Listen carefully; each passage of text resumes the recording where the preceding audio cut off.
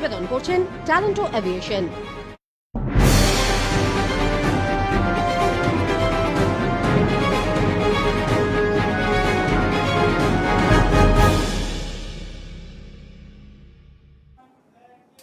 নমস্কার, আরোহী নিউজ লাইভে আপনাদের সকলকে স্বাগত জানাই। আপনাদের সঙ্গে আমি রয়েছি মাসুমা। শুরু করছি নিউজ এই মুহূর্তে। আর এই মুহূর্তে একদম প্রথমেই নজর রাখবো যে খবরের দিকে, ফের খুন এক বিজেপি নেতা, এবং এই ঘটনাকে কেন্দ্র করে রীতিমতো চাঞ্চল্য ছড়িয়ে পড়ে কল্যাণী এলাকায়। যেমনটা জানা গিয়েছে, গত লোকসভা ভোটের সময় শাসক দল ছেড়ে বিজেপিতে যোগদান করেছিলেন ওই ব্যক্তি। কল্যাণী গয়েশপুরের 4 নম্বর ওয়ার্ডের বাসিন্দা ছিলেন বিজয়শীল। গত লোকসভা ভোটে শাসক দল ছেড়ে বিজেপিতে যোগ দেন তিনি। এদিন সকালে গয়েশপুরের শ্মশান এলাকার পাশে একটি আম বাগানে বিজয়শীলের ঝুলন্ত দেহ দেখতে পায় স্থানীয়রা। এরপর এলাকায় চাঞ্চল্য ছড়িয়ে পড়ে। পরিবারের দাবি খুন করা হয়েছে বিজয়শীলকে, তবে এখনো পর্যন্ত কারো নামে থানায় লিখিত অভিযোগ হয়নি। ঘটনাস্থলে কল্যাণী থানার পুলিশ দেহটি উদ্ধার করে ময়নাতদন্তের জন্য পাঠানো হয়েছে। আমার স্বামী তো গলা ধরে দেয়নি, ওইভাবে কোনোদিনও দিতে পারে না। কেন, আমার ছেলে মেয়ের জন্য ও যা কষ্ট করেছে, বলে কি আমি কোনোদিন কখনো তোমার ছেড়ে যাবো না, চিন্তা নেই, আমি মরবো না। কি মনে হচ্ছে? কিন্তু ওরে মার্ডার করার জন্য অনেকবার ঠেক দিয়েছে। কে কারা?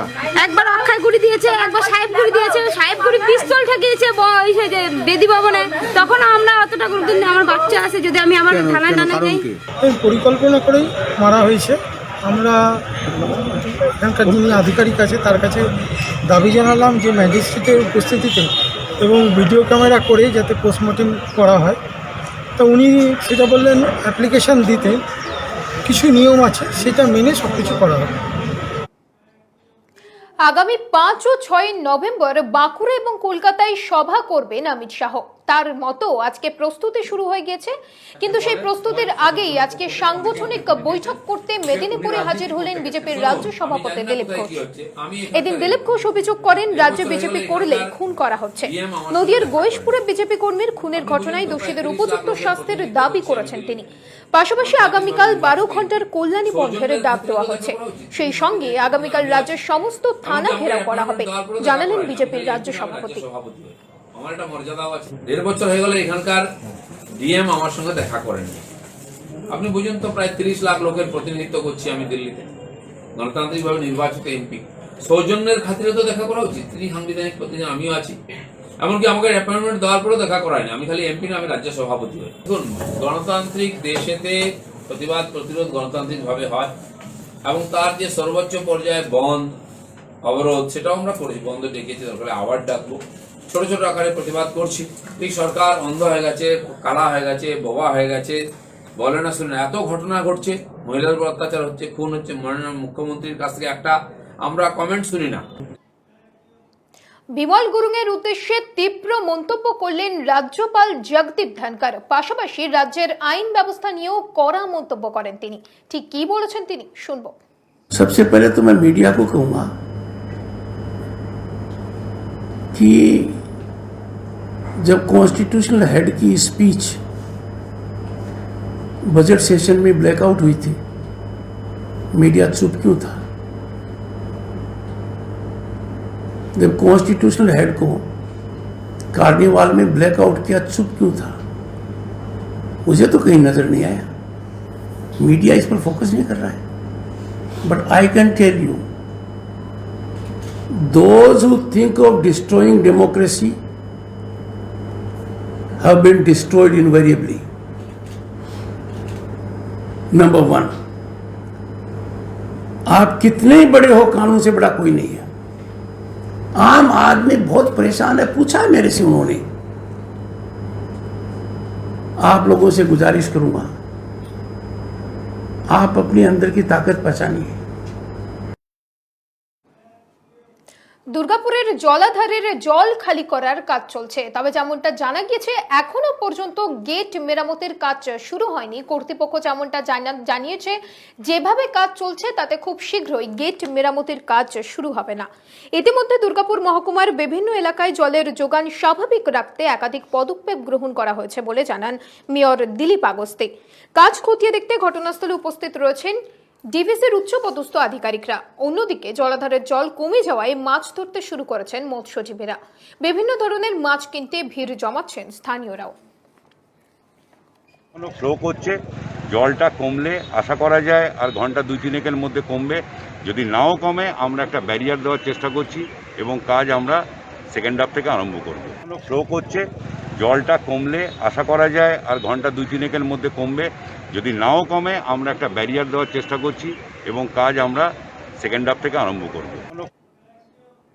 দীর্ঘদিন বন্ধ থাকার পর রবিবার থেকে খুলে গেল চন্দননগরের গোন্দলপাড়া জুট মিল। তবে আপাতত 300 জন শ্রমিক নিয়ে সেখানকার কাজ শুরু হয়েছে। এরপর ধাপে ধাপে বাকি কর্মীদের নিয়োগ করা হবে। 2018 সালের 27 মে বন্ধ হয়ে যায় গোন্দলপাড়া জুট মিল। এরপর গত লোকসভা নির্বাচনের আগে সাময়িকভাবে খুললেও আবারও বন্ধ হয়ে যায় জুট মিল। জুট মিল খোলার দাবিতে দীর্ঘদিন ধরে আন্দোলন চলছিল। গত 14 অক্টোবর ত্রিপাক্ষিক চুক্তিতে সমাধান সূত্র বেরিয়ে আসে। মিল খুলে যাওয়ায় খুশি শ্রমিকরা। মাননীয় মুখ্যমন্ত্রী আমাদের সহযোগিতায় এবং আমাদের শ্রমমন্ত্রী মলয় ঘটক, সর্বোপরি আমাদের বিধায়ক শ্রী ইন্দ্রনীল সেন মহাশয়ের প্রচেষ্টায় আজকে গোদলপাড়া মিলের প্রোডাকশন চালু হলো। আজ থেকে মিল খুললো, কেমন লাগছে? আজকে থেকে মিল খুললো একটু ভালো লাগছে। আর আমাদের আনন্দ খুলে গেছে মিল। এবার আমার সব কাজ করবো এখানে। আর কোথাও বাইরে যাবো না, এদিকে ওদিকে যাবো না। অনেক অসুবিধা ছিল এখানে বাড়ির কাছে কাজ করবো, ছেলে পেলের সঙ্গে থাকবো, বউর সঙ্গে থাকবো। আমাদের কাছে হলো, খুলে গেছে। আর আবারও রাতের কলকাতায় ব্যবসায়ীকে আটক করে ডাকাতির ঘটনা ঘটল। যেমনটা জানা গিয়েছে, ওই ব্যক্তি পেশায় রেস্টুরেন্টের মালিক। রাতে তিনি যখন বাড়ি ফিরছিলেন তখনই দুজন দুষ্কৃতী বাইকে করে এসে তাকে হুমকি দেয়। পাশাপাশি সমস্ত টাকা পয়সা দিয়ে দিতে বলে। টাকা দিতে না চাইলে কৌশিক বাবুকে মারধর করে দুষ্কৃতীরা। পকেট থেকে 18,000 টাকা ও তার ফোন জোর করে পকেট থেকে তুলে নিয়ে পালিয়ে যায় তারা। তারপর কৌশিক বাবু ঠাকুরপুকুর থানায় গিয়ে অভিযোগ জানিয়েছেন। সেই অভিযোগের ভিত্তিতে তদন্তে নেমেছে পুলিশ। খতিয়ে দেখা হচ্ছে রাস্তায় লাগানো রয়েছে কিনা সিসিটিভি ফুটেজ। স্ট্যান্ডের মুখ থেকে গান্ধী রোড ধরে আমি হেঁটে আসছিলাম। আসার সময় ঠিক আপনার ওই রাস্তার মিডিল পয়েন্ট গান্ধী রোডের ওই সুশোভন হালদারের চেম্বারের সামনে দুটো ছেলে বাইক নিয়ে এসে আমার সামনে দাঁড়িয়ে অকথ্য ভাষায় গালাগালি করে আমার জামার কলার ধরে ওখান থেকে আমার পকেটের মধ্যে 18,000 টাকা এবং একটা মোবাইল ফোন ছিল, সেটা তারা ছিনিয়ে নিয়ে চলে যায় এবং অকথ্য ভাষায় গালাগালি, যাতে আমি রাস্তা দিয়ে না বেরোই বা এরকম কিছু গালাগালি করে ওরা সঙ্গে সঙ্গে চলে যায়। আমি তারপরেই সঙ্গে সঙ্গে আমি যে আমাদের ঠাকুরপুকুর থানায় আমি গিয়ে কমপ্লেন লঞ্চ করি এবং থানা থেকে সম্পূর্ণভাবে সহযোগিতা আমি পেয়েছি। নিউজ এই মুহূর্তে এখন এই পর্যন্তই। অন্যান্য সব খবরের জন্য দেখতে থাকুন আরোহী নিউজ।